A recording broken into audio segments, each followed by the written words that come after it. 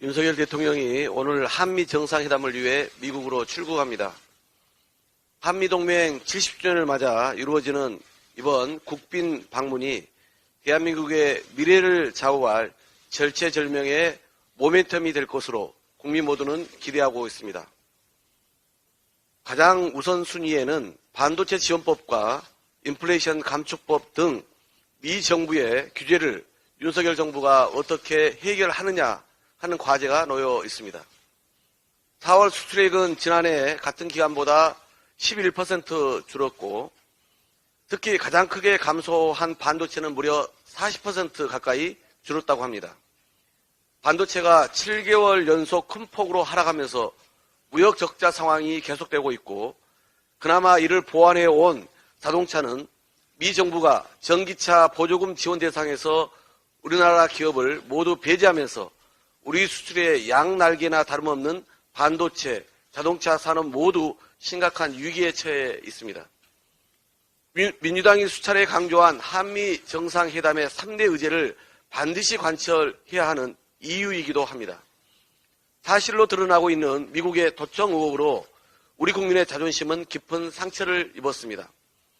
대통령실 도청 의혹을 미국에 강력 항의하고 재발 방지 약속을 반드시 받아와야 합니다. 그래야만 진정한 신뢰의 바탕 위에 동맹의 가치가 제대로 발현되고 더욱 두터워질 것입니다. 우리나라 반도체와 자동차 산업의 운명이 걸려있는 관련 규제 문제를 반드시 풀어야 합니다.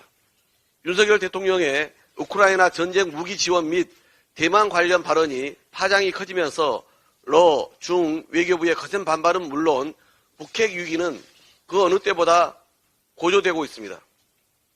우크라이나 전쟁에 포탄 등 살상무기 지원 불가 원칙 천명을 통해서 순방전에 부적절한 언급으로 점화된 우크라이나 군사 지원 리스크 역시 반드시 해소해야 합니다.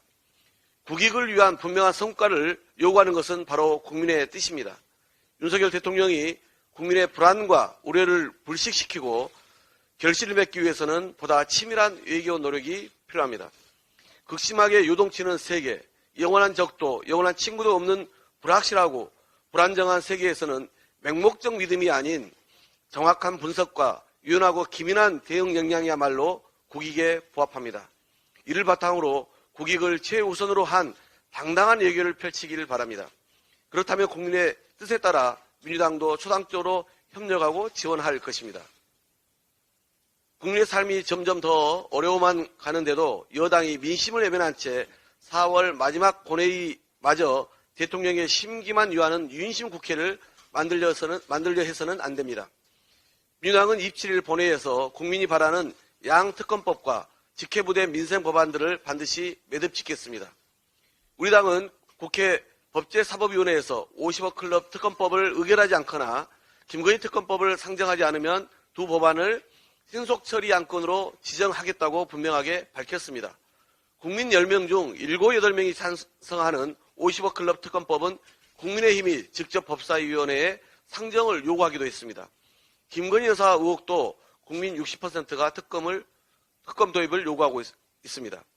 하다하다 안 되니 윤석열 대통령이 과학적이고 공정하지 않다면 국민을 속이는 것이라며 여론조사를 가짜로 몰고 있습니다. 이어 윤핵관 등 여당이 나서 여론조사를 문제 삼고 있습니다. 여론조사마저 가짜로 몰아 민심을 부정해버리겠다는 것입니까? 그래서 여당도 민심을 외면하며 김건희 여사와 비리법조인, 다당 출신 정치인만 보호하는 방탄법사위를 고집하는 것입니까? 간호법, 의료법 등 국민의 건강권을 강화하는 법안과 공영방송을 정치권의 손아귀가 아닌 국민의 품으로 돌릴 방송법의 부의는 더는 미룰 수 없습니다. 국민 대다수는 의료 서비스의 공공성을 높이고 종사자들의 처우를 개선해 누구나 건강하게 살 권리를 원합니다. 여당과 합의는 물론 정부에도 충분한 시간을 준 법안인 만큼 이번엔 반드시 처리하겠습니다. 여당이 대안도 없이 또다시 발목 잡기에 나선 방송법도 이번 본회의에 부의해서 공영방송 사장 선출 등 지배 구조를 개선해야 합니다. 민주당은 27일 본회의가 국민 삶의 보탬이 되는 국회 책무에 충실할 수 있도록 최선을 다하겠다는 말씀을 드립니다. 이상입니다.